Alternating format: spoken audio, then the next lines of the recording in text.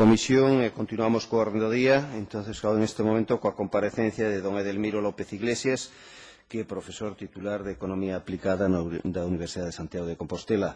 Benvido, don Edelmiro, moitísimas gracias pola súa presencia, pola súa colaboración con esta comisión. Vimos funcionando con un sistema, xa nos estuve escoitando, digo que non nos axustamos para nada ás previsións, pero a previsión, en principio, é unha intervención en torno a 20 minutos, unha primeira intervención, despois hai unha rolda de preguntas e aclaracións que van a comentarios que van a facer os distintos grupos parlamentarios, os portavoces, e logo vai ter usted outra vez un tempo entre 10-15 minutos para rematar e contestar a esas alegacións ou esas cuestións que lle planteen. Cando queira ten vostede a palabra. Moi ben, moi boa tarde a todos e a todas.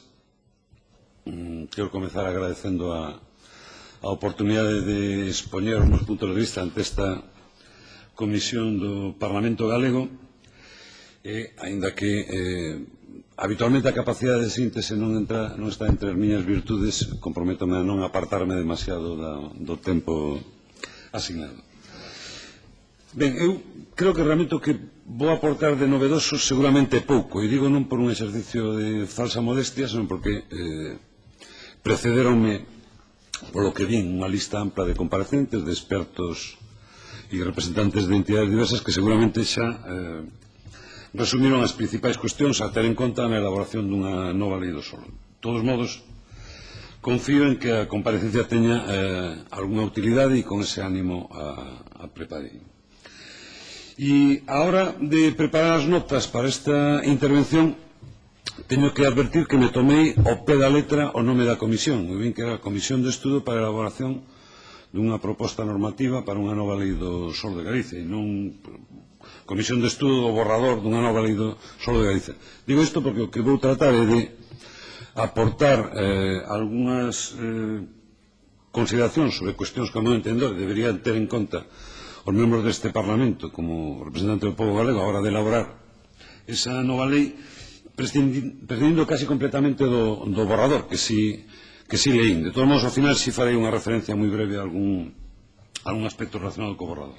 Pero, reitero, non vou centrar a miña intervención en facer comentarios sobre o borrador, o anteproxecto. Bueno, como non utilizo ningunha presentación de PowerPoint, adiantolles que organicei as notas en 3 apartados. Primeiro, quero destacar o papel clave, como entender, debe ter a ordenación territorial e a ordenación dos usos do solo para construir un novo medio rural en Galicia adaptado ás condicións e ás necesidades do século XXI. En segundo lugar, referireime ao papel que as distintas actividades económicas, a agricultura e outras actividades que se poden desenvolver no medio rural, o papel que esas actividades poden xugar no futuro productivo das áreas rurais e como eso debería ser incorporado na normativa da lei do solo, e concluirei parándome máis na problemática do aproveitamento agroforestal do espazo rural. E a prioridade, como eu entender, debería ter o mellorar ese aproveitamento como un dos criterios a hora de elaborar a lei do solo. Tratarei de argumentar que isto non é por melancolía do pasado, porque os usos agroforestais foran importantes no pasado, senón pensando sobre todo no futuro. A primeira idea que eu quería destacar é moi simple, e é que unha nova lei do solo, ao meu entender, debería ter entre os seus obxectivos sentar as bases ou axudar a sentar as bases dun novo medio rural en Galicia adaptado ás condicións do século XXI. E que condicións debe reunir ese medio rural? Por un lado, responder ás necesidades dos habitantes do rural, pero tan ou máis importante, responder tamén ás demandas do conxunto da sociedade, as demandas que a sociedade actual fai dos seus espazos rurais. Demandas que eu clasificaría en 4 tipos. É dicir, que é o que demanda a sociedade galega actualmente do seu medio rural? Básicamente 4 funcións. Por un lado, ou en primeiro lugar, a función máis clásica, o suministro de alimentos e materias primas forestais. En segundo lugar, a produción de outros bens e servicios retribuídos polo mercado. E aquí están desde as enerxías renovables, turismo, ocio, desenvolvemento de artesanía e outras actividades industriais a pequena escala, en todo caso, ou produción de outros bens e servicios que son retribuídos polo mercado. En terceiro lugar, a función que podíamos denominar social territorial, contribuir a xerar emprego e a fixar poboación como vía para contribuir ao equilibrio territorial. E, finalmente, a sociedade demanda cada vez máis dos seus espazos rurais o cumprimento dunha función ambiental, contribuir á conservación da paisaxe, ao medio ambiente. Partindo diso, que non é nada original, acabo de dicir, a lei do solo que se aprobe debe establecer unhas regras do xogo que faciliten o desenvolvemento equilibrado e acorde coas demandas sociais desas distintas funcións. E ao respecto, creo que é importante, non sei se isto sean consideracións que poden sonar moi abstractas e é necesario despois na segunda intervención concretarei máis, pero digo que en relación con isto, a necesidade de establecer unhas regras do xogo que faciliten o desenvolvemento, a compatibilidade do desenvolvemento equilibrado deses distintos tipos de funcións, eu creo que é importante ter en conta dous feitos. Dos 4 tipos de funcións que mencionei, as dúas primeiras son remuneradas polo mercado, pero as dúas últimas non. A función social territorial e a función ambiental son funcións que en todos os países teñen que ser retribuídas polo conxunto da sociedade a través de transferencias públicas, que non son axudas aos pobriños do rural, porque senón mira tú que sería deles, son que é a forma en que o conxunto da sociedade, a través das súas institucións, remunera funcións que demanda esa sociedade e que non paga o mercado.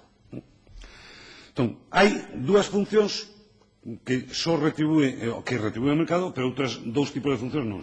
En consecuencia, o futuro das actividades económicas e os usos do territorio no medio rural non pode deixarse exclusivamente ás forzas de mercado, porque iso levaría a privilexiar exclusivamente as funcións mercantis. Mais aínda, deixar exclusivamente esa organización das actividades económicas e dos usos do espacio ás forzas do mercado pode levar a privilexiar ganancias a corto prazo de determinados segmentos sociais sin valorar adecuadamente funcións máis relevantes do punto de vista da conxunto da sociedade ou máis relevantes a longo prazo. Non sei se conseguín explicarme, pero na medida en que confluen distintos tipos de funcións en que os precios de mercado non reflicten adecuadamente a preferencia social, é o exemplo típico en economía que o libre xogo das forzas de mercado levaría a un resultado, perdonen a pedantería, non óptimo en termos económicos, que non recollería adecuadamente as demandas sociais. Establecida esa idea inicial, quero parar brevemente, que era o segundo apartado que lles decía, no papel da agricultura e outras actividades económicas no tecido productivo actual e futuro dun medio rural do século XXI. De entrada hai unha obviedade, non? E é que a diversificación económica das áreas rurais, entendendo por isto o desenvolvemento de outras actividades distintas das agrogandeiras e forestais, a diversificación económica das áreas rurais é unha necesidade se queremos evitar ou polo menos frear a regresión económica e demográfica destas áreas. Porque o desenvolvemento económico leva unha tendencia a un declive relativo do sector agrario e se queremos que iso non leve a un declive paralelo das propias áreas rurais, é fundamental o desenvolvemento de outras actividades económicas. Ahora ben, iso non debería levar a esquecer o papel central que as actividades agrogandeiras e forestais siguen tendo e deberían ter no futuro no tecido socioeconómico das áreas rurais. Non falo de pasado, falo de futuro. Por que, de onde ven ese papel central? Por lo menos de 4 aspectos. En primeiro lugar, en moitas comarcas rurais de Galicia, esas actividades siguen tendo un peso directo no emprego e no produto moi relevante. En segundo lugar, alén dese peso productivo, as actividades agrogandeiras e forestais son esenciais para a xestión do territorio e o mantenimento do medio natural. En terceiro lugar, porque unha vía fundamental para diversificar a base económica das áreas rurais e podemos ver nos países europeos con áreas rurais máis dinámicas, unha vía fundamental é o desenvolvemento das actividades que integran a cadea agroalimentaria. Actividades que suministran insumos, é dicir, non é só a agricultura, é as actividades que suministran insumos ás industrias transformadoras de produtos agrarios. E o mesmo para as actividades que integran a cadea da madeira. Por tanto, unha vía fundamental para contribuir a consolidar un tecido socioeconómico máis sólido nas áreas rurais pivota en torno ás actividades agrogandeiras.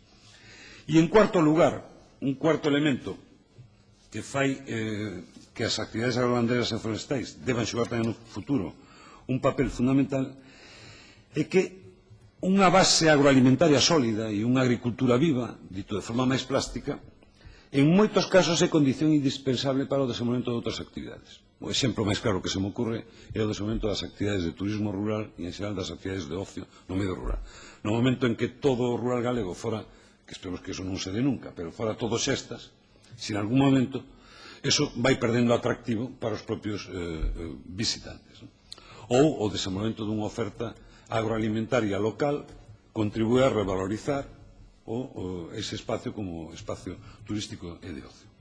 Por lo tanto, a diversificación económica do medio rural é imprescindible a medio e longo prazo, pero iso non debe levarnos a esquecer o papel fundamental que nese medio rural do futuro deberían seguir tendo as actividades agrogandeiras e forestais. Por outro lado, das actividades non agrarias non todas teñen o mesmo potencial para o desenvolvemento das áreas rurais. Polo que, ao meu modesto entender, o tratamento desas distintas actividades nas políticas sectoriais e tamén na normativa do solo non debería ser o mesmo. A hora de decidir ese tratamento, o grau de preferencia que se dá a unhas actividades frente a outras, eu creo que deben terse presentes como mínimo 4 aspectos. E digo de forma breve. Primeiro, a capacidade directa que teña cada actividade para xerar emprego e valor engadido, sobre todo para a poboación local. En segundo lugar, a sustentabilidade a medio económica, a medio e longo prazo desa actividade, dito de forma coloquial, de nada sirve o pan para hoxe se trae fame para mañá. Por tanto, é un criterio fundamental. Se falamos de actividades sustentables no tempo, ou que implican a explotación dun recurso durante un período breve. Un terceiro aspecto a ter en conta son os efectos medioambientais e sobre a paisaxe que teña esa actividade, porque, finalmente, os custos ambientais acaba pagando habitualmente o conxunto da sociedade. Máis alá de que pode haber formas de pago de que o contamina paga até certo punto. E o cuarto aspecto fundamental a ter en conta a hora de decidir sobre o grau de prioridade que se dá a distintas actividades é a compatibilidade que teñen con outras actividades económicas e os efectos de arrastre, encadenamentos, chamas en economía, que teñen sobre outras actividades do territorio. Por ilustrarlo con 2 exemplos.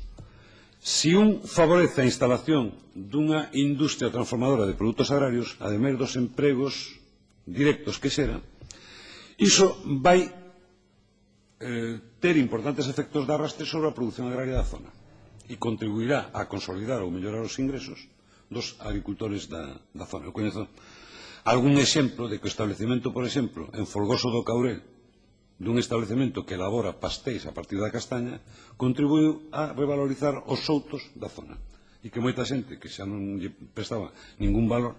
Frente a iso, unha instalación mineira ou unha implantación industrial contaminante que non este, sobre todo e se ten unha escasa vinculación cos recursos locais, pode ter unha importante capacidade de xeración de emprego a curto prazo, pero acabar levando a perda dun maior volume de postos de traballo noutras actividades da zona, según o tipo concreto, isto non é só sectorial, según o tipo de proxecto de que estamos falando.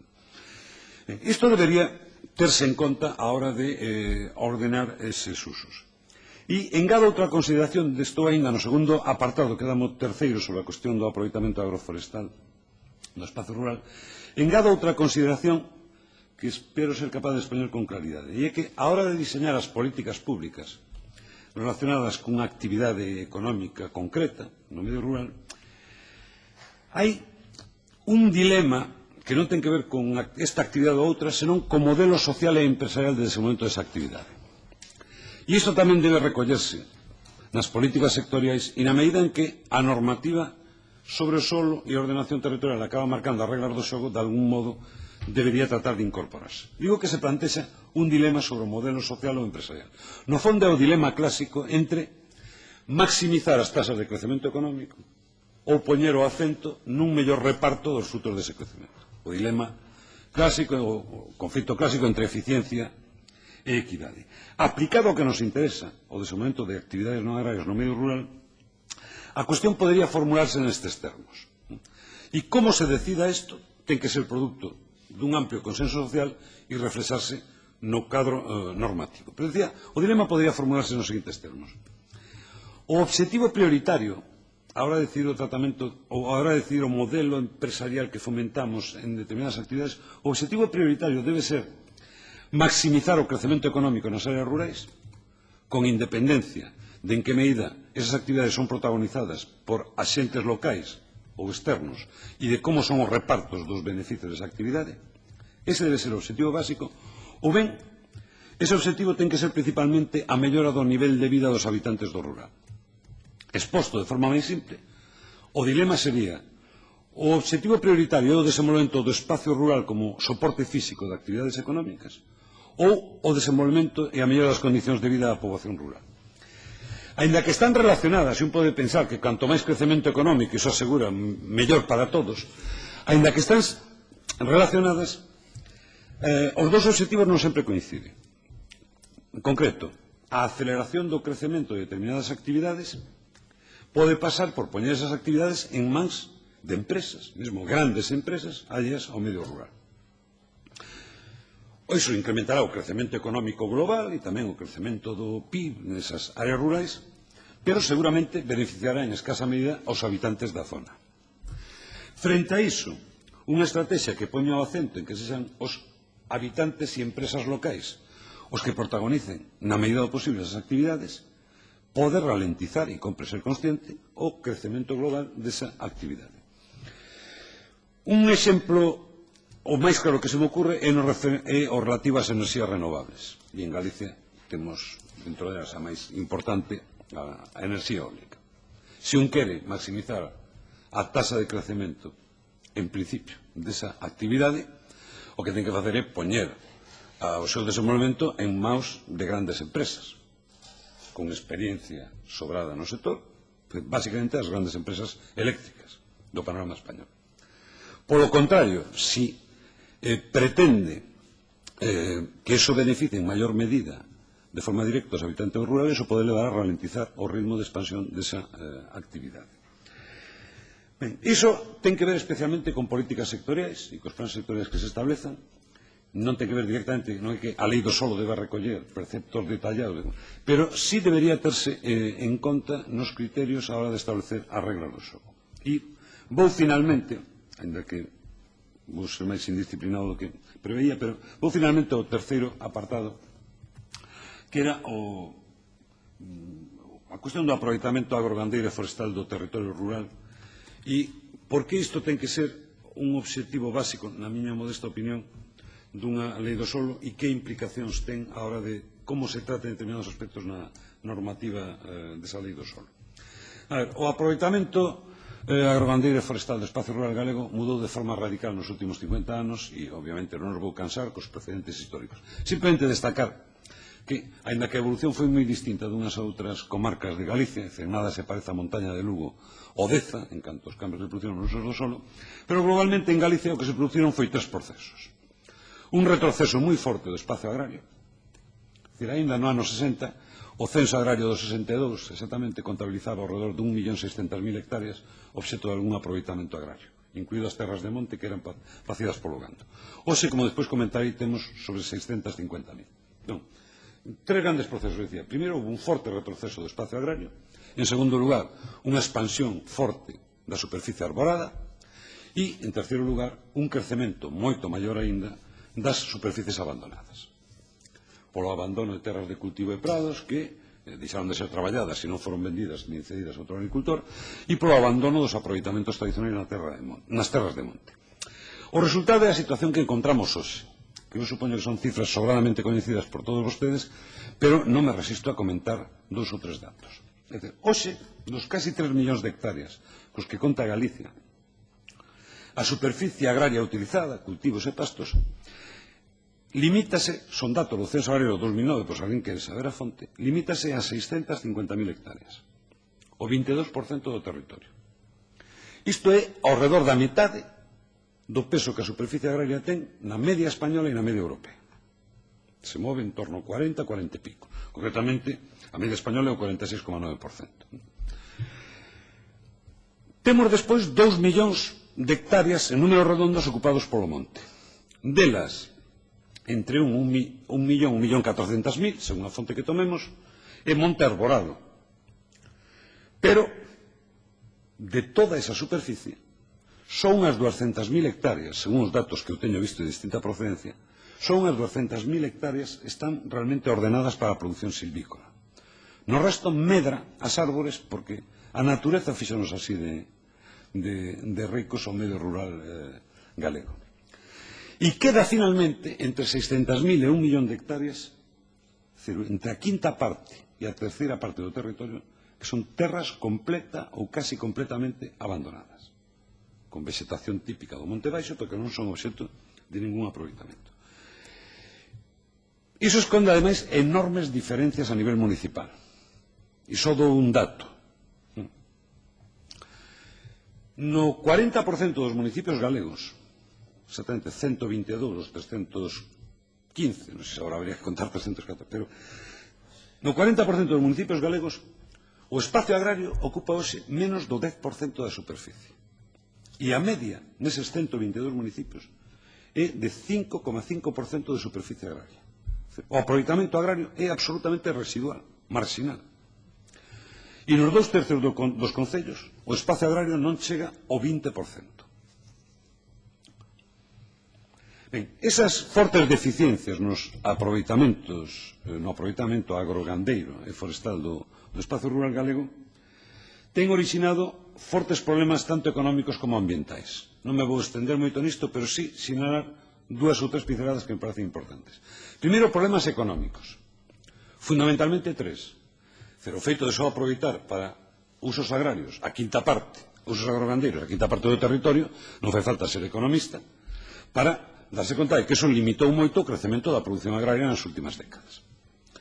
Segundo efecto económico, provocou ademais que o crecemento da produción agraria, sobre todo da gandeira, por parte das explotacións máis dinámicas, o crecemento da produción das explotacións gandeiras máis dinámicas tuvera que realizarse en gran medida a través dunha intensificación productiva, un aumento da carga gandeira e da produción por hectárea, a costa dunha dependencia cada vez maior das importacións de alimentos para o gando, que son unha das causas, por certo, esas importacións de alimentos para o gando, unha das causas do déficit estructural que ven arrastrando a balanza agroalimentaria de Galicia.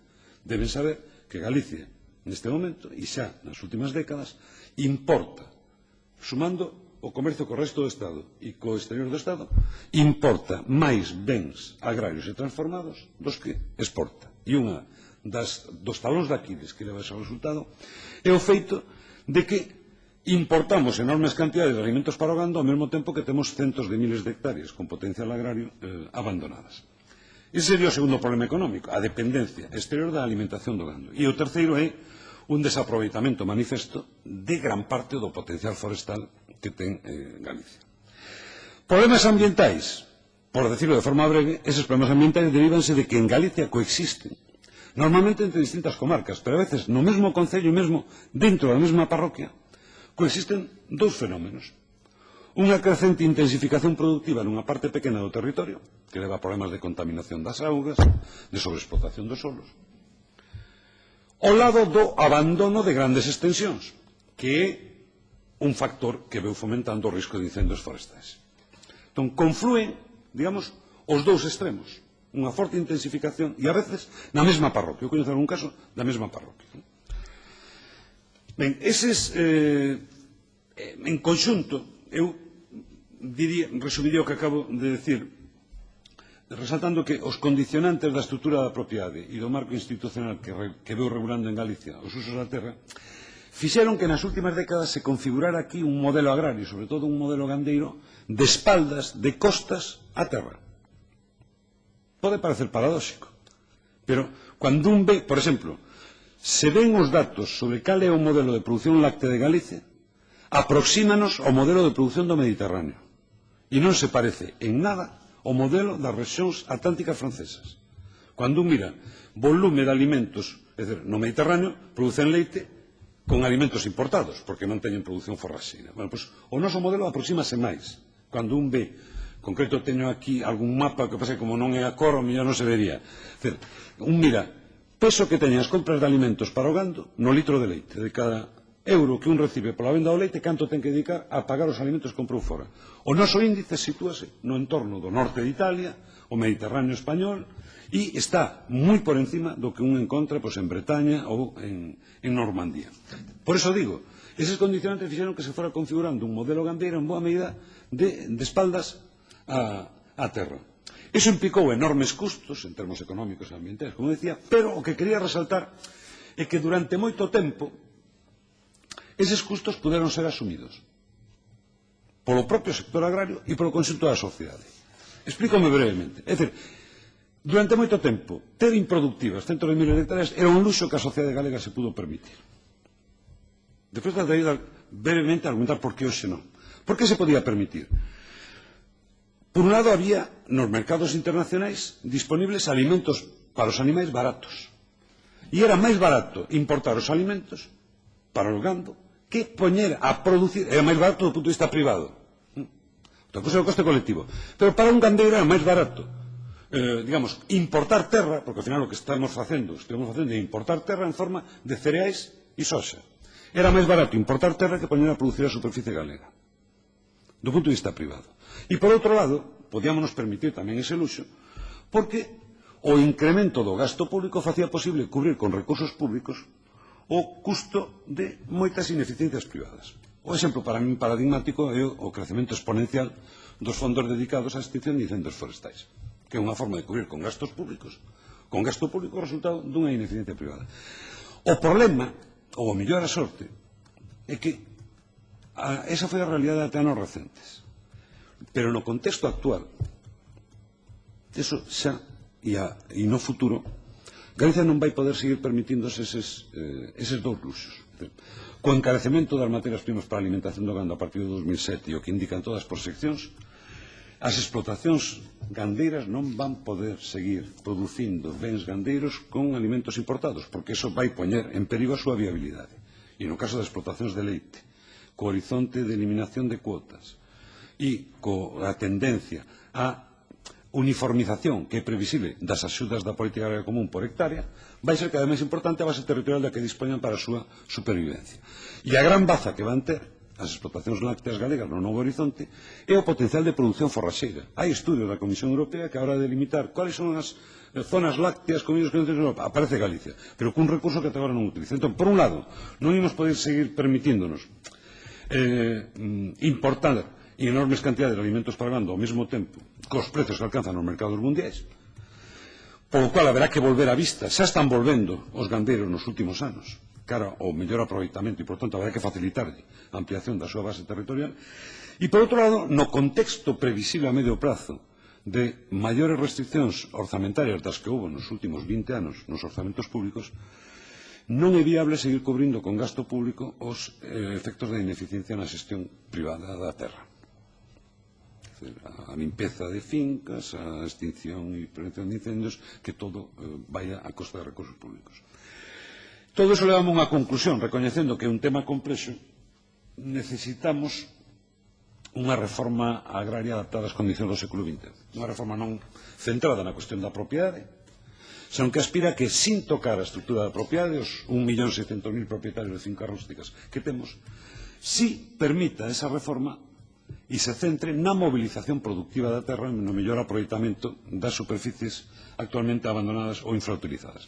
Por resumilo nunha idea moi simple, o gran reto no ámbito agrogandeiro sería lograr que as terras de 1.600.000 propietarios, a inmensa maioría deles non vinculados xa ao traballo da terra, que son os que existen en números rondos en Galicia, as terras de 1.600.000 propietarios de fincas rústicas foran cedidas ás alrededor de 40.000 explotacións agrarias, que é o máximo que podemos pensar que poden existir de explotacións con certa actividade a medio prazo. Iso danos unha medida de 40 propietarios por explotación. Por lo tanto, necesitamos activar de forma enérxica, digamos, os mecanismos de cesión da terra. Eso requeriría, esa reforma agraria, requeriría medidas diferenciadas según o tipo de superficie, non o mesmo os montes veciños en Mancomún que as terras de monte particular ou as terras de aptitude agraria. Obviamente non nos vou cansar coas medidas que, na miña opinión, podían integrar esa reforma agraria. Só quero destacar unha idea e con isto vou ir concluindo, e é que dentro desas medidas que serían necesarias para fomentar un mellor aproveitamento das terras agrarias e forestais, que vai ser imprescindible a longo prazo, ocupa un lugar destacado a ordenación dos usos do solo. E, nese sentido, necesitamos unha ordenación dos usos do solo que delimite claramente, e, sobre todo, cun cumprimento efectivo. O importante non é o plan papel, nin a lei papel, senón que é necesario que detrás haxa un pacto social que facilite que eso se leva á práctica. Entón, necesitamos unha ordenación dos usos do solo, polo menos do punto de vista dos problemas nos que eu me estou centrando aquí, que delimite cun cumprimento efectivo as terras urbanizables, as que son susceptibles de outros usos non agrarios, as de vocación forestal e as reservadas para un aproveitamento agrogandeiro. E a partir de aí, establecida esa delimitación, eu son dos que creo que debería aplicarse de forma bastante estricta a prohibición, por exemplo, de forestar terras de alto potencial agrario, ou debería irse a un cumprimento real da ordenación dos usos urbanos no espacio rural, sin coartar, digamos, as necesidades que poda ter a poboación rural, pero sometendo eso a unha racionalidade. E xa sei que isto é impopular, igual que é máis fácil, digamos, decir que 1.600.000 propietarios é moi complicado e a ver quen se mete aí. Bueno, pero ou abordamos, ou senón, imos ter cada vez máis problemas. Imos ter cada vez máis problemas da viabilidade das explotacións agrarias, de como xestionamos as terras abandonadas para que non se convirtan nun polvorín. Nese sentido, eu creo que en anos pasados, e non son neutral, os que me coñecen saben que, por tanto, falo seguramente como parte interesada, pero creo que na legislatura 2005-2009 creo que se deron algúns pasos para comenzar a corregir, pasos moi iniciais para comenzar a corregir os problemas que antes mencionaba. Concreto, a Lei de Prevención e Defensa contra Incendios de 2007 establecía de feito, é certo que, ao mellor, o marco máis adecuado non teria sido unha lei de prevención, senón unha lei de montes naquele momento, pero establecía de forma clara a delimitación das superficies forestais frente ás que se reservaban para un aproveitamento agrogandeiro, establecía certa racionalización das masas forestais, e, por outro lado, a lei que no mesmo ano 2007 creou o Banco de Terras de Galicia profundizaba na mesma dirección, a máis de crear un mecanismo de estímulo da mobilidade. Eu creo que, partindo deses avances que eran aínda tímidos e para nada consolidados, estaban nos pasos iniciais, eu creo que nos últimos anos houve algúns retrocesos nese camiño. En concreto, a través de normativas sectoriais. En concreto, a Lei de Mobilidade de Terras, que no 2011 veu sustituir a Lei de 2007 do Banco de Terras de Galicia, ten algunhas modificacións que a mí me parece que son razonables, pero ten outras moi preocupantes. Especialmente o feito de que se difumina a protección da superficie agraria frente ao avance desordenado do aproveitamentos forestais. Se queren argumento despois porque digo isto, sei que ten algún interés. E do mesmo modo, algúns preceptos da Lei de Montes aprobada en 2012 favorecen tamén, de novo, volven crear un marco favorable para o avance do aproveitamento forestal en terras de aptitude agrogandeira. E quizá o problema máis grave que eu creo que vimos tendo non é tanto os cambios no marco normativo, senón que os mecanismos que existen no marco normativo veñense aplicando en escasa medida. Por exemplo, a Lei de Mobilidade de Terras, igual que a anterior Lei do Banco de Terras, contempla un réxime para a penalización dos propietarios de superficies abandonadas. Até onde eu sei, non se ven aplicando. Por lo tanto, é así un non activa, digamos, a oferta de terras para as explotacións que podan necesitar. Ben, concluyo xa. Partindo diso, decía que non iba a falar do borrador, porque partía de que do que se trataba nesta comisión é de aportar ideas de maior ou menor interés, supoño que as miñas de interés limitado, pero de cara a que vostedes, este Parlamento, elabore un proxecto e aprobe no seu momento unha nova lei do solo de Galicia. De todos modos, non me resisto a facer un comentario que si ten que ver co do borrador. Na miña opinión, sería preocupante, e digo en condicional, que a futura lei do solo pudera dar pasos cara a unha desregulación ou liberalización dos usos non agrarios do solo no medio rural. E sería preocupante, non porque eu defenda ninguna foto fixa e que todo o que era agrario non se pode tocar, senón porque o que mostra a experiencia é que se un abre o espacio susceptible de reconversión de usos, o problema non é só as perdas directas de superficie agraria que iso xera, é que fai que se extendan as esperanzas de plusvalías entre nunha extensión moito maior, e iso acaba provocando que queden abandonadas moitas máis superficies en espera dunha futura conversión a usos urbanos. Por iso digo, non era para defender unha foto fixa, é dicir, pode haber superficies tradicionalmente dun determinado uso que pasen a outro, e certa flexibilidade sempre ten que haber, pero sería preocupante que isto levara a unha flexibilización e deixara principalmente en maus das forzas do mercado a delimitación dos distintos usos. Nese sentido, por lo menos na miña lectura do borrador da lei do solo, un cambio sustancial que promove, se o entendín ben, é a flexibilización das condicións para permitir actividades constructivas e extractivas en solo rústico.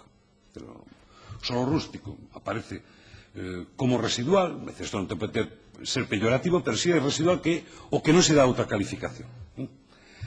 E parece que a espera de que actividades distintas das agrarias e forestais veñan poñelo en valor.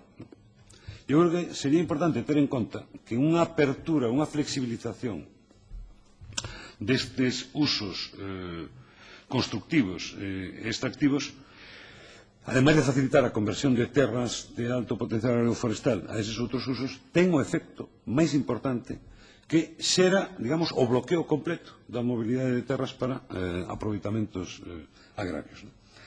E, ademais, algúns datos que consultei cando estaba preparando esta comparecencia chamaronme, eu non son experto en urbanismo, pero houve algúns datos que me resultaron chamativos e que me fan máis chamativo se ao final resultara na nova lei do solo esa flexibilización ou maior apertura ás actividades constructivas no medio rural. En concreto, os datos que eu vin, e corríxame se están equivocados, son que, segundo os datos do catastro, entre 2006 e 2013, nos últimos 7 anos, a superficie urbanizable en Galicia aumentou nunhas 25.000 hectáreas.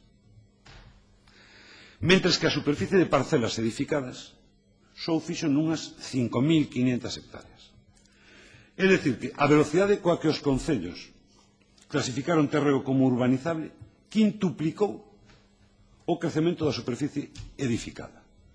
A este ritmo, facendo unha regla de 3 fácil, necesitaríanse casi 4 décadas, digamos, para acabar edificando o que se clasificou como urbanizable nos últimos 7 anos. A pregunta que a mí me surxe é obvia. Por que iso non é suficiente? O desenvolvemento económico de Galicia no medio rural necesita máis oferta, que se amplíe moito máis, a maior ritmo, oferta de solo urbanizable. Estou seguro que hai explicacións, pero a min, no meu corto entendemento, non se me alcanzan. En todo caso, volvo ao principio e xa concluo, despois deste nivel de indisciplina en torno á media de 12 pola tarde, concluo volvendo ao principio. Puxe un acento na parte final na necesidade de aproveitar en maior medida os recursos do punto de vista agrogandeiro e forestal, pero a clave está en que o terreo de xogo que delimite a lei do solo permita un desenvolvemento equilibrado daqueles 4 tipos de funcións, e lembrando sempre que hai funcións que as propias forzas do mercado se van encargar de impulsar, e hai outras que só o conxunto da sociedade a través dos seus representantes e do marco que se estableza poden priorizarlas. Moitas gracias e perdonen a extensión. Perdonar a extensión, foi un placer escoitalo, seguro que por todos coinciden nas miñas palabras. Ten o grupo parlamentar do BNG por parte de doña Ana Belén Pontón o turno de palabra. Ten vostede a palabra. Ben, moitas gracias. Eu, en primeiro lugar, quero darlle a benvida a don Edelmiro e agradecerlle tamén a súa aportación, que penso que non colide con outras que se teñen realizado e que, sobre todo, nos sitúa nun marco analítico que nos consideramos que é clave a hora de modificar, elaborar novas leis, que analizar a realidade, ver cales son os problemas que temos diante de nós e intentar, pois, digamos, afrontar esos problemas no marco duns obxectivos a través dunha legislación que neste caso é un tema que a nos preocupa, que o temos exposto a través de, digamos, de diferentes preguntas a comparecentes, e é pois cal é o papel pois do medio rural e concretamente dun aspecto que para nós é estratégico para a hora dunha planificación e unha ordenación da economía no noso país, que todo o que ten a ver pois coa produción no medio rural, entendendo que unha parte moi importante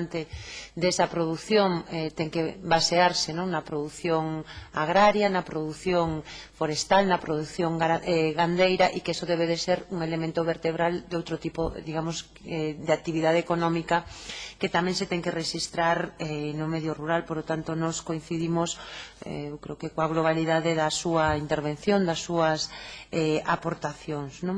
Para nós hai, en todo caso, algunhas cuestións que si nos gustaría coñecer a súa opinión, dado que ainda que temos amosado a nosa protesta por o proceder do goberno, no sentido de que entendemos que esta comisión está viciada, porque o lóxico sería primeiro ter unha análise da realidade, sobre esa análise pois poñer en marcha ou propostas para facer unha modificación legal, e non ter o debate desta comisión, digamos, coaccionado ou cercenado por un anteproxecto ou por un borrador de anteproxecto que en certa maneira pois ven a delimitar o ámbito do debate. En todo caso, como ese borrador existe, nos tamén nos gustaría coñecer a súa opinión sobre algúns aspectos que a nos, por lo menos, nos preocupa. O primeiro é que desaparece toda, digamos, a idea que había en relación coa ordenación e protección do medio rural.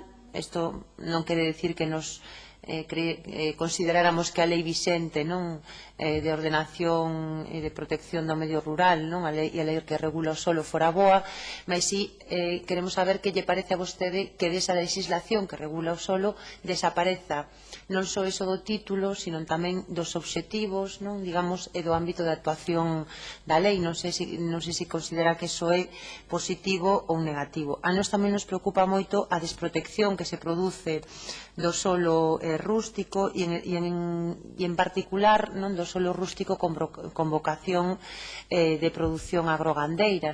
Eu creo que das súas posicións xa se desprende con claridade que vostede aboga pois porque, digamos, o solo de produción agrogandeira se debería de protexer, e mesmo entendemos nós, pero bueno, eso si nos gustaría máis unha aclaración, a necesidade de que houbera unha preeminencia clara dese uso frente a outros, pois como poden ser explotacións mineiras, usos derivados pois, por exemplo, da enerxía eólica, é dicir, como debería de ser a protección que tivera ese solo, dado que nos entendemos que é unha parte importante pois da que é unha parte importante do que se debe facer no ámbito urbanístico. Despois hai outra cuestión da que tamén nos gustaría coñecer a súa opinión, pois en canto a que vostede, digamos, é un economista e que ten estudos neste ámbito. Nos entendemos que con esta lei tamén se produce unha liberalización moi importante pois do solo. De feito, hai preceptos nesta lei, neste borrador de anteproxecto, que permiten unha ocupación masiva do territorio, sobre todo en aquelas zonas de maior presión urbanística. Nos xa sabemos que unha parte moi importante da crise económica que vivimos ten a ver coa liberalización en diferentes ámbitos, tamén coa liberalización do solo e con esa burbulla financiera. Gustaríanos coñecer pois a súa opinión sobre este aspecto, que a nos, desde logo, parecenos que é unha cuestión realmente importante. E como sei que vai haber máis intervencións e que logo o tempo é moi limitado a hora de responder, pois eu deixo nestes dous aspectos que nos parecen importantes. Moitas grazas, dona Ana Belén. Ten agora o turno de palabra por a Alternativa Galega de Esquerdas, o señor Fajardo. Bueno, en primeiro lugar, saudar o comparecente, agradecerlle que este aquí con nos hoxe acompañando e poñer encima da mesa unha serie de cuestións que parecen fundamentais para nós. Fundamentalmente coincidimos no plantexamento que se fai, e eu quero plantexar que, por desgraza, nesta comisión asistimos a dúas visións ben diferenciadas, unha cortoplacista de como retornar o modelo desarrollista que nos levou ao desastre, e unha máis sensata que parece pensar que é necesario unha lei do solo pensada na base que sea capaz de poñer encima da mesa os mecanismos para que este país teña un futuro necesario, non?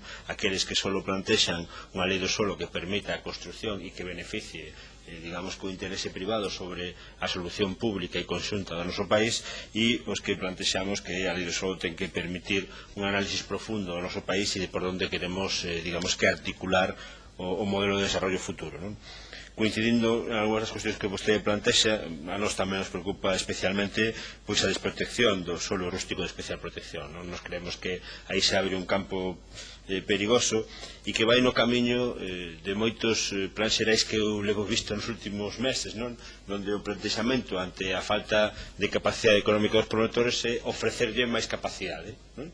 No sentido de que canto máis suelo liberalizo, máis posibilidade de teñer intervención, e en todo caso eso ten un efecto colateral que vostede explicou perfectamente, e que calquera persoa quere convertir a súa leira, a súa finca, digamos que nunha parcela, e esa expectativa provoca incapacidade de xestión despois para outros usos. Por tanto, sobre esa cuestión concreta de como se vai ou como se debería de contemplar esa cuestión, nos gustaría que se plantexase algún tema, e dende logo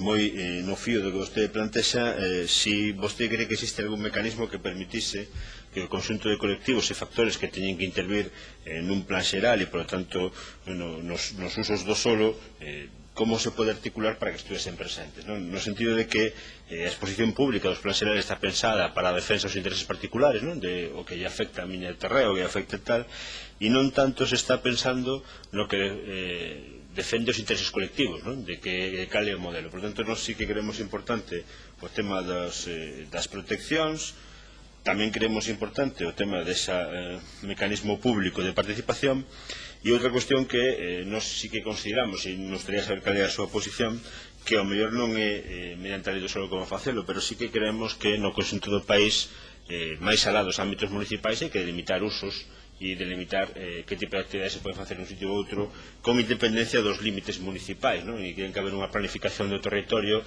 que nos permita subsistir con aquilo do que somos, digamos, potencia, non? E que ademais esta reforma da lei do solo ou este proxecto se pone encima da mesa, pois vai en contra, por exemplo, de principios que nos defendemos como a soberanía alimentaria, e por eso coincidimos en algunha das cuestións. Eu, como o seu plantexamento foi bastante claro e bastante nítido, e agradezco a intervención, en todo caso preguntarlle se é posible que teñamos algún tipo de notas ou ese tipo sobre as que se protexou para que podamos traballar sobre elas nese tema, non? Moitas gracias. Moitas grazas, señor Fajardo. Ten agora o turno de palabra o señor Sánchez Bugallo polo Grupo Parlamentar dos Socialistas de Galicia. Moitas grazas, señor presidente. Tamén unirme ao agradecimento a don Edelmiro López pola súa presenza nesta comisión.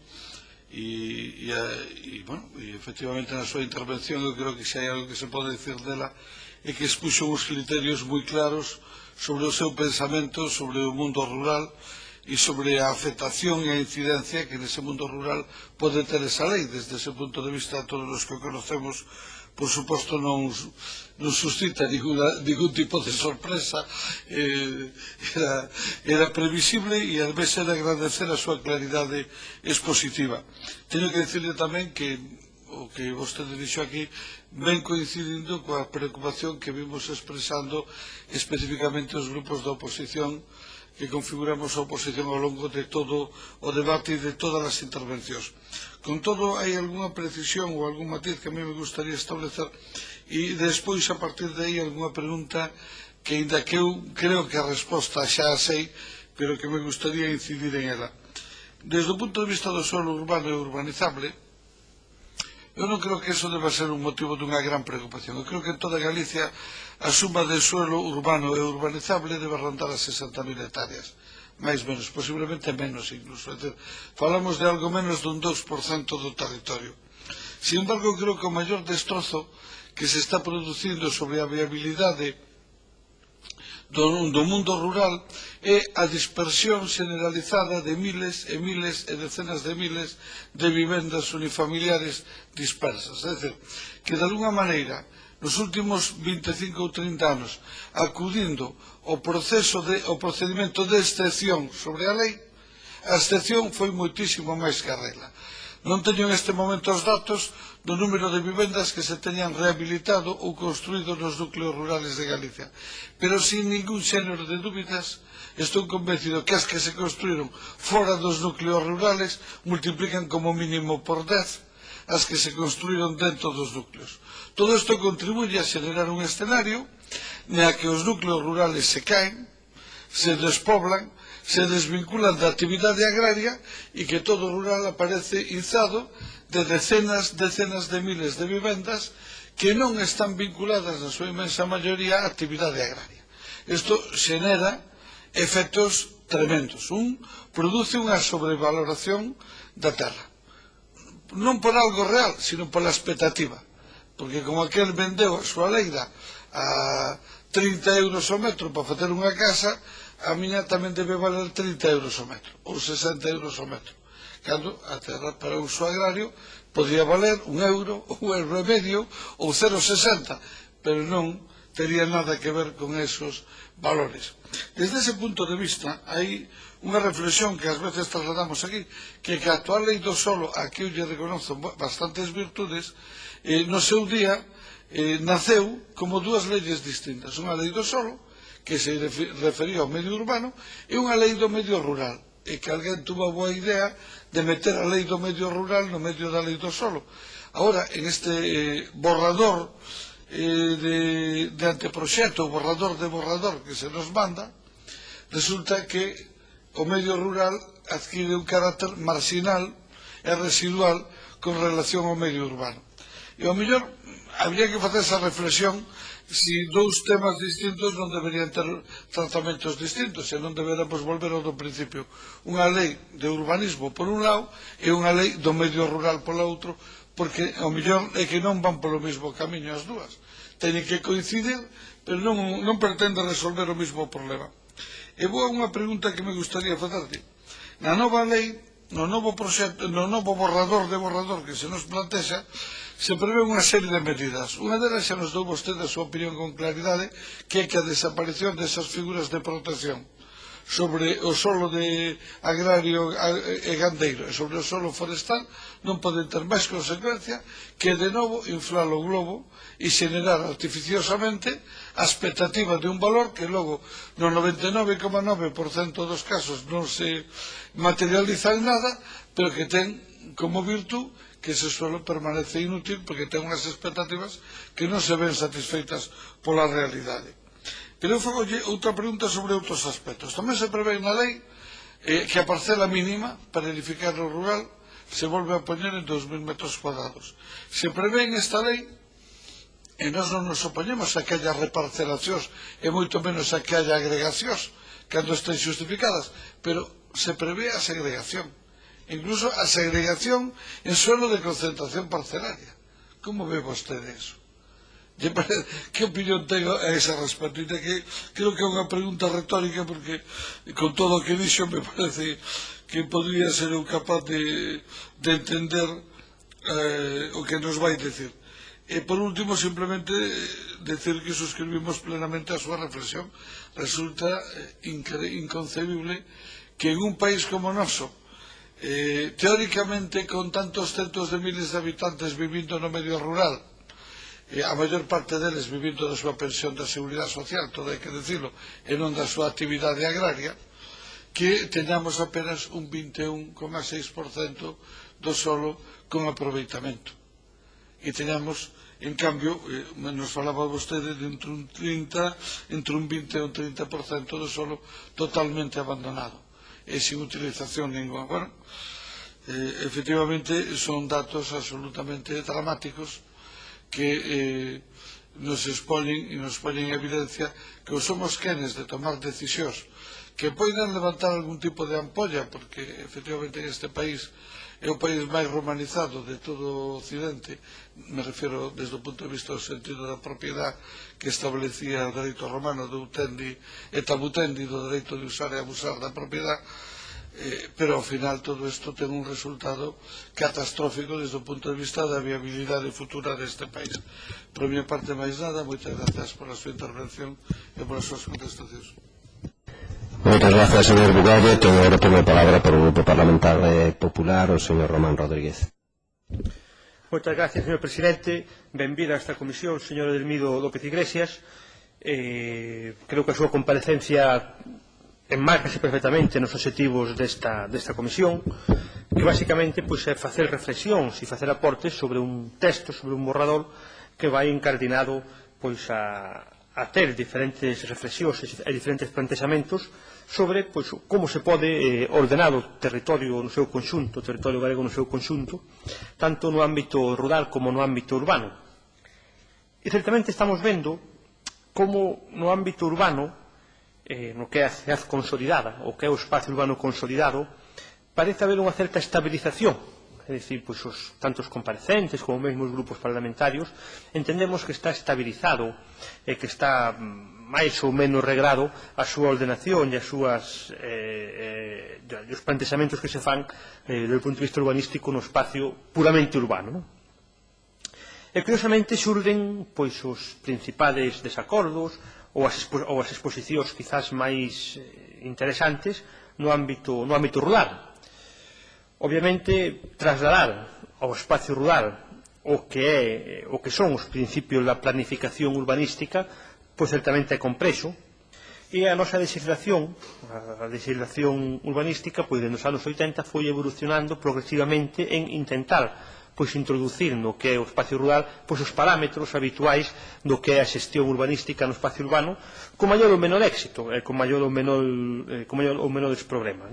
Obviamente, un dos principales problemas é a carencia de planeamento urbanístico nos concellos, o dicía o anterior ponente, que estamos con en torno a 200 concellos, máis ou menos, que carecen de planeamento urbanístico, o cual xenera unha serie de problemas importantes no que é a xestión do territorio e a xestión do espacio. E vostede introduceu unha cuestión que creo que é de un gran interés, unha cuestión estructural de difícil solución, ou que por lo menos plantexa diferentes ámbitos de actuación público, tamén privado. É dicir, a propiedade da terra. Galicia, todos sabemos, ten unha estrutura territorial tremendamente minifundista. Somos un país de propietarios, é dicir, de cada dúas personas, unha é propietaria de parcelas de terra, e hai un problema, ou non un problema, unha realidade social de fondo, que é o tradicional apego dos galegos á propiedade da terra, e iso dificultou constantemente a súa mobilidade e dificultou que as explotacións agrogandeiras, como vostede ben dixo, se dotasen dunha estrutura territorial acorde cas necesidades de produción que teñen, e a grande parte das mesmas recurriron nos últimos anos, como tamén vostede dixo, a mercar inputs para poder producir, é dicir, se xenerou unha situación un pouco contradictoria. Eu teño as miñas dúbidas de que unha legislación urbanística, ou que só a legislación urbanística, poida contribuir a favorecer unha mobilidade da terra. É dicir, no fondo, creo que hai unha serie de prejuicios sociales, sociolóxicos, culturales mesmo, onde a terra nin se compra nin se vende, porque, por unha parte, pode haber elementos económicos, se pode agardar unha revalorización ou unhas expectativas, que eu creo que non é o caso, ou é o caso en moi poucas partes do territorio, ou pode ser nas proximidades das cidades, ou pode ser en certas áreas litorales, pero creo que hai quizás razóns máis profundas. Por exemplo, a idea da vergonza, que ninguén pode vender a terra porque a terra a conseguiron meus avós, a conseguiron meus bisavós, que veu de Cuba, meteu aquí os aforros, etc. E quizás cunha perspectiva puramente urbanística non sexa suficiente. Era que plantexar unha visión integral máis ampla, en certa medida, o que vostede plantexou tamén aquí, é dicir, unha especie de reforma agraria, chamémoslle así, onde certamente é moi difícil plantexar unha mobilidade máis ou menos efectiva se non actuamos na propiedade. ou si facelo a través de instrumentos que permitan ter o usufruto, que quizás é o máis interesante. É dicir, a propiedade da terra pode ser miña, pero o usufruto pode ser de outro calquera, que obviamente teñen uns mecanismos económicos e xurídicos que posibiliten que esa actividade económica productiva pois poida usar a terra como un ben de produción, pode ser a explotación máis competitiva e, ademais, según está indo pois as liñas de pago da PAC, non? Pois é máis importante tamén para poder acudir pois este financiamento extra vía PAC, non? Pero, obviamente, nos topamos con esas dificultades que eu creo que van moito máis alá do que pode ser incluso a acción de goberno, a non ser que plantexemos pois, unha revolta ou unha reforma que xenere unha revolta social e colectiva que obviamente pois, ningún goberno con sentido común creo que ao marxe das forzas políticas pois, o pode facer porque os efectos perversos poderían ser pois, moito peores que os beneficios que se poderían ter, non? En todo caso estamos ante un momento que eu creo que hai un cambio de paradigma importante, é dicir hai un envellecemento e unha despoblación progresiva difícil de modificar do espacio rural, hai unha necesidade das explotacións de que teñan terra e favorecer esa mobilidade da terra con mecanismos xurídicos que podamos ter a nosa man pois é moi positivo. O debate en moitas ocasións ten surdido si clasificar un solo cunha especial protección ou non pois pode afectar ou non. Eu creo que, por exemplo, o solo de concentración parcelaria si deberían ter un tratamento específico, por suposto, pero no fondo é unha das liñas do borrador de plantexar que o espacio rural sexa productivo, sexa un espacio para a produción, e que cumpra en parte cos parámetros que vostede plantexou, cas 4 funcións que vostede plantexou, non? E por eso os usos constructivos a veces hai que posibilitaros, hai que regularlos, obviamente, e hai que posibilitaros, porque claro, se nós tamén queremos fosilizar o espacio rural, cando digo espacio rural, digo espacio non ocupado por os asentamentos humanos, e dificultamos pois que se ubique pois un serradero, unha lechería, ou calquer tipo de actividade que este vencellado aos recursos do territorio, do medio, pois é difícil, incluso unha actividade extractiva, obviamente. Cando falamos dunha actividade extractiva, falamos con todos os parámetros e con todos os mecanismos legales de control. É dicir, non facer pois unha nova, por decir a expresión, unha nova mina de ouro como as vellas minas do Bierzo, non? É dicir, que hai os controles ambientales que sexan necesarios para que esa actividade sexa compatible co medio e compatible cos recursos do entorno. Pero, en todo caso, creo que o que vostede plantexou este gran choque entre a realidade territorial, a realidade parcelaria, a realidade catastrada, a realidade, digamos, da estrutura parcelaria e a necesidade desas terras, pois é un problema estrutural que obviamente, pois unha legislación urbanística ten o seu papel e deberá ir enfocada en esa liña, pero tamén entendo que quizás non sexa suficiente. Pode ser un apunte máis, pero quizás non sexa suficiente para lograr algo que todos creo que podemos estar de acordo en que a base territorial das explotacións pois sexa máis grande, pero tamén, obviamente, como se dicía aquí, partindo da realidade social que temos, que un de cada 2 galegos ao final é propietario de terras, e iso pois é un panorama pois certamente difícil para poder xogar con ele, non? Pois Moitas grazas, don Romeu. Ten agora o turno de palabra para respostar a todas estas aclaracións que lle pediron. Moitas grazas, señor presidente. Non sei se darei contestado a todas, pero tampouco se trata, supoño, de que vai contestando o cuestionario. Eu quería comenzar con 2 reflexións de carácter xeral porque afectan as 4 intervencións en maior ou menor medida, non? A primeira, por deixar claro a miña posición, a primeira é que a miña visión sobre estes temas é que lle dou un valor moi relativo á normativa legal. Por o seguinte, eu non son dos que creo que unha vez que unha norma está no DOGA, ou no BOE a nivel de Estado, xa está arreglado. E nas cuestións territoriais parece que o que veu faltando en Galicia é un acordo social amplio sobre algo digamos, onde hai intereses en conflicto, pero hai moitos aspectos da vida en que iso hai.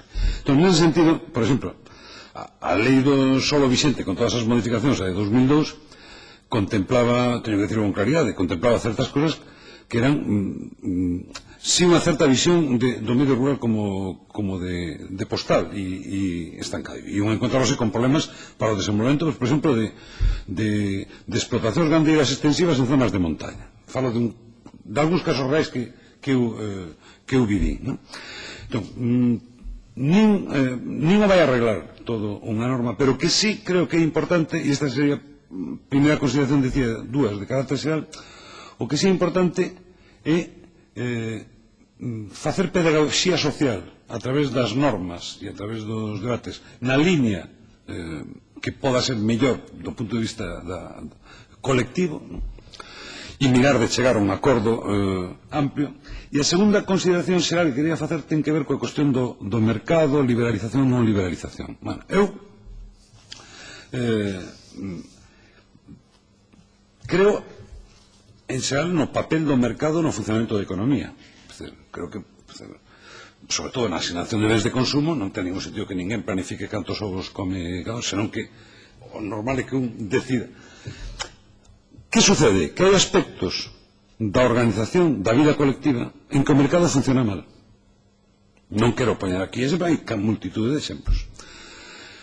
E un dos aspectos en que o mercado funciona mal é a asignación dun ben a terra que ten como particular que existe en cantidade limitada. É dicir, un non produce máis terra como...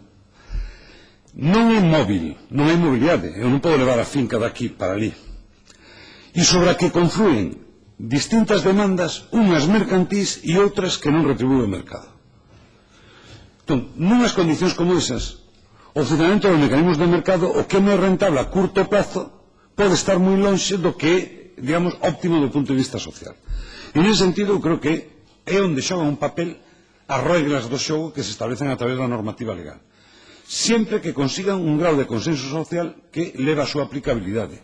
Porque, sin ser experto urbanista, si vivo en Galicia, son de zona rural, e calquera que se mova polas zonas rurais sabe que o nivel de cumprimento das sucesivas normativas que houve é moi pequeno. Vamos deixalo aí. Por tanto, non é que eu pretenda sobreestime o papel que pode xogar unha eventual lei do solo. O que sí me preocupa é se unha norma fai pedagogía no sentido contrario que, na miña modesta opinión, sería desexable. De entrada, esas dúas consideracións. E depois, respondendo ou tratando de responder a algunhas das cuestións que saíron aquí. O da primeira intervención, o da diputada Ana Pontón, a cuestión da desprotección do solo rústico. Mantense a protección para o de especial protección, para a redundancia, pero, digamos, o solo rústico común entre o do aproveitamento agrogandeiro e forestal, a menos que o lera mal, non é obxecto de ningún tipo de protección. E pareceme que buscar a protección deses aproveitamentos a través, por exemplo, da normativa paisaxística un pouco desenfocado. Cada cousa para o que é. O da espacio agrogandeiro forestal, a marxe dos valores paisaxísticos, é un valor económico, maior ou menor. E entón, porque senón acabamos, digamos, utilizando unha cosa para o que non é. Eu creo que eso é peor. Entón, eu sería partidario de si mantelo, pero preocúpame máis o de ter a conciencia de que o solo rústico común, o que pode ser obxecto dun aproveitamento agrogandeiro, non é que haxa que protexelo porque pobriño tal, é porque, se conseguín explicarme na situación dos mercados internacionais de materias primas e a que apuntan todas as proxeccións para os próximos 30 anos, é que o aproveitamento agrogandeiro vai ser un ben estratégico. É dicir, non é casualidade que China este comprando media África ou que en América Latina haxa unha... Nós non temos esa extensión, pero sí, a mellor temos montes vecinos. É dicir, un recurso que até agora non lle dábamos moito valor, resulta que nos mercados internacionais está adquirindo cada vez máis valor. E a nós iso cheganos de rebote, empezando polos gandeiros do leite, que se teñen que pagar, o penso, un 50 ou un 60% máis caro que no ano 2007. Entón digo, tomemos nota deso. Por iso decía que non falo do pasado, dunha melancolía dun rapaz da aldea que quere decir que bonito é aquilo. Aproveito para decir, Sobre a cuestión da fosilización do rural, e tamén casi falo nun plano persoal, eu son dos que, digamos, me molesta especialmente os puntos de vista que idealizan o medio rural galego dos anos 60, o de antes non o coñecen.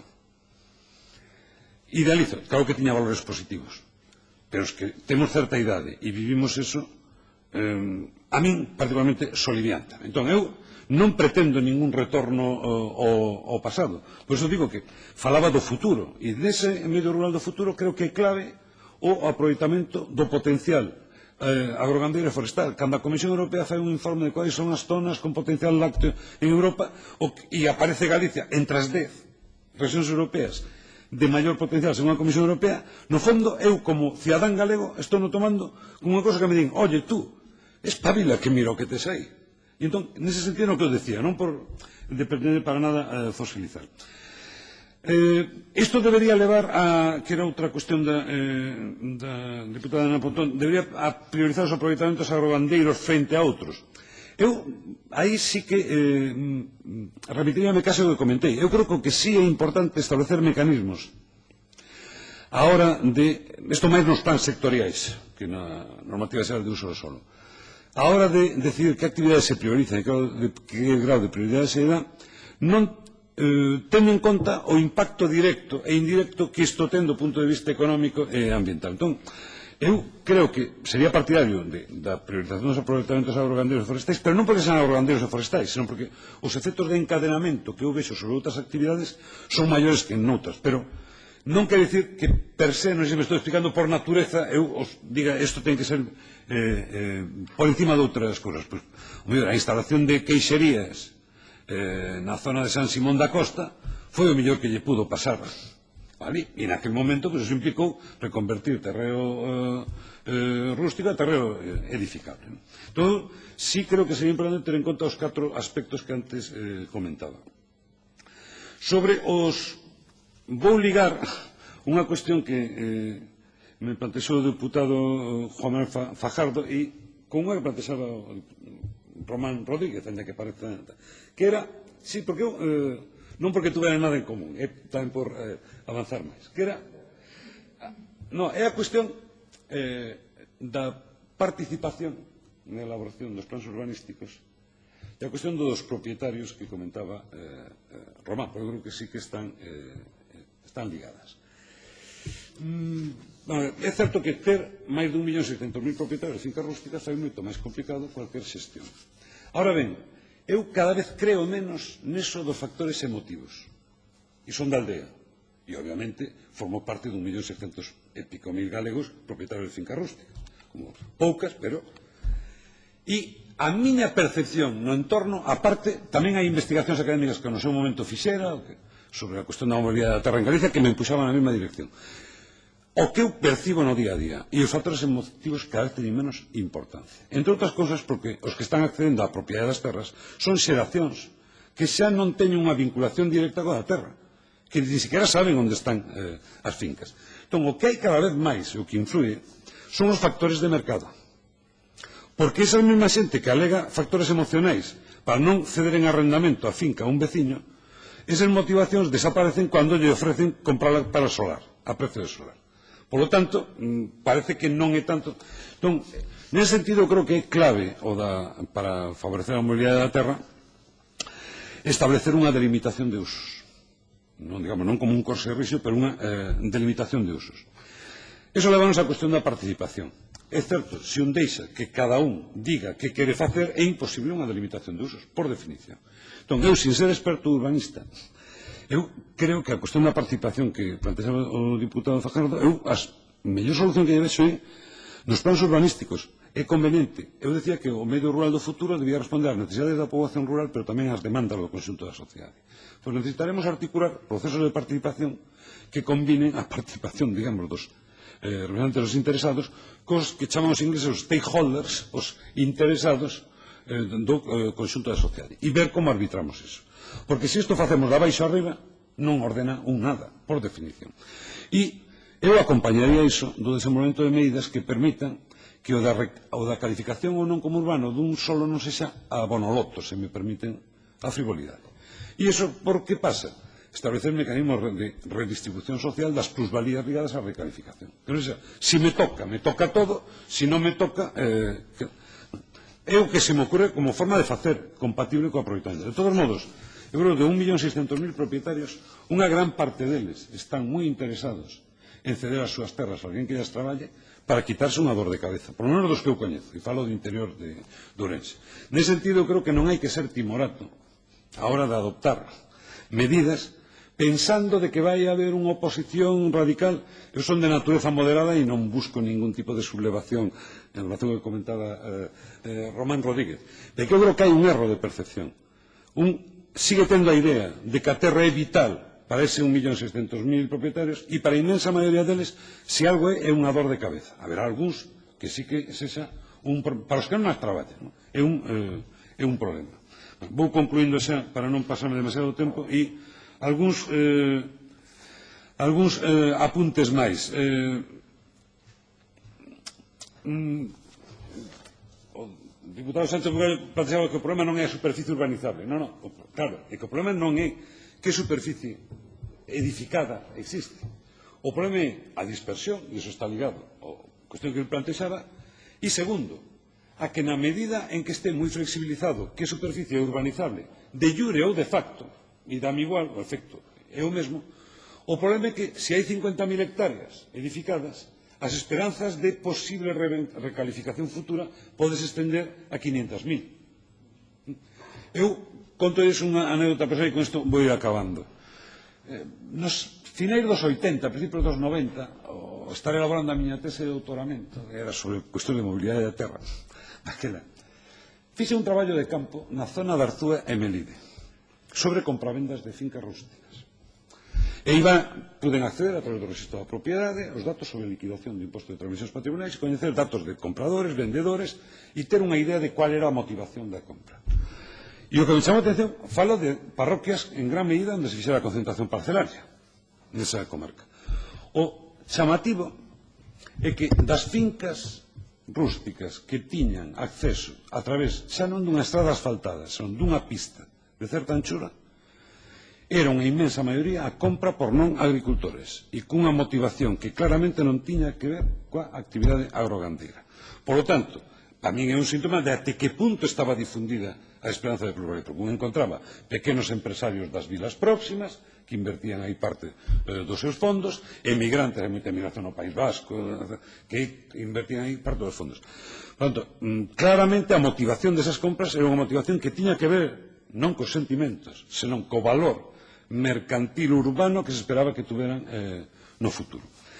Concluyo xa para non estenderme máis, reiterando, o da lei ten un valor relativo.